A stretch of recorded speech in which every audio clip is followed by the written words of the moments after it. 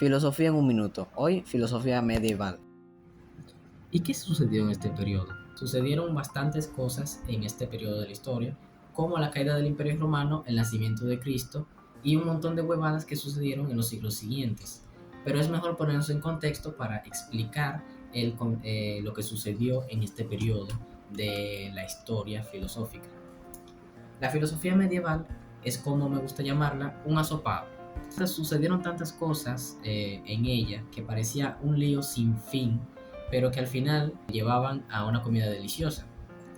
Así me gustaría llamarla, si no fuera porque mi pana aquí, el historiador Etienne Gilson, lo describe de una mejor manera. Él dice, aquí lo cito: la filosofía medieval es como un puente que conecta el pensamiento antiguo con el pensamiento moderno.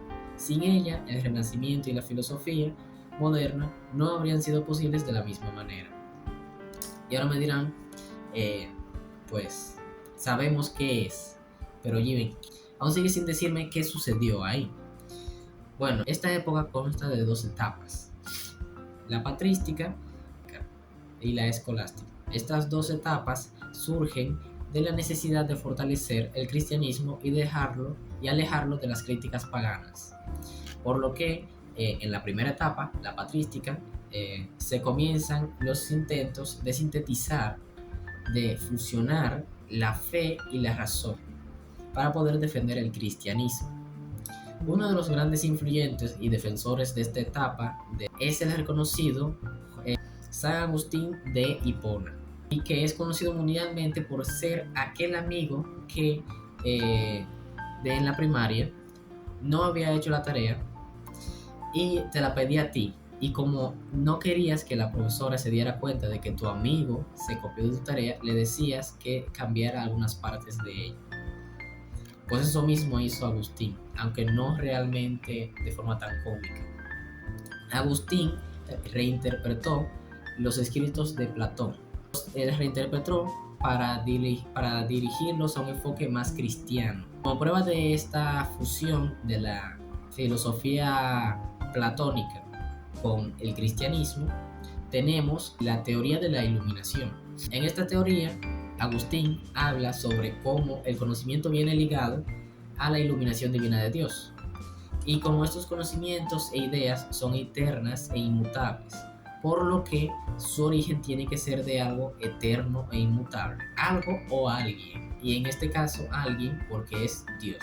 Esta teoría es parecida a la de Platón porque se refiere a algo eterno e inmutable en referencia al mundo de las ideas, que se separa del mundo sensible. El mundo de las ideas proviene del cual provienen las ideas y el alma de la persona. Agustín y su teoría de la iluminación es solo uno de los casos de la fusión de la razón con la fe cristiana. El caso de Agustín es bueno conocerlo porque es el teólogo que mejor representa la etapa patrística. Fue un padre que buscaba fusionar la filosofía griega con la fe cristiana. Agustín, hay una frase que me gusta mucho de Agustín, que dice: la fe es creer lo que no ves, y la recompensa de esta fe es ver lo que crees. Cuando comenzamos a tener fe, empleamos la razón para profundizar en ella. Ahí es donde entra el juego, la búsqueda de la fusión entre la razón y la fe cristiana. ¿Qué sucede con la etapa escolástica? Comprende entre los siglos 5 y 8 hasta el siglo XV, que es donde inicia hasta el Renacimiento. Entonces, en esta etapa fue más de consolidar realmente el cristianismo y formar las bases para las siguientes filosofías futuras. A diferencia de la patrística, en la escolástica se usaban discusiones, disputas y el uso del razonamiento lógico para defender la fe. Uno de estos defensores fue el reconocido Santo Tomás de Aquino. Es uno de los teólogos de la época escolástica que me gusta porque, al igual que Agustín, representa la idea que se tenía en mente a desarrollar en esta etapa.